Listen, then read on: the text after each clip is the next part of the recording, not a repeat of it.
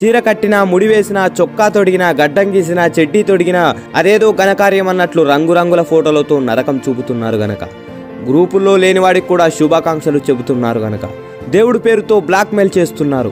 మా బామ్మర్దికి, సడ్డకుడికి, మేనల్లుడికి, మరదలు ప్రియుడికి, ప్రియురాలికి, మొగుడికి శుభాకాంక్షలు చెప్పండని బిచ్చం అడుక్కుంటున్నారు గనక, కళ్ళు తాగిన ఫోటోలు, ఒళ్ళు కడుక్కునే ఫోటోలు, నల్లులు చంపిన ఫోటోలు, పిల్లితో దిగిన ఫోటోలు.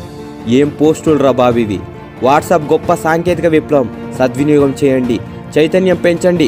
మీరే కేటగిరీ వ్యక్తులో మీరే నిర్ణయించుకోండి. 4 సూత్రాలను ఖచ్చితంగా పాటిస్తే గ్రూప్ విలువ పెరుగుతుంది.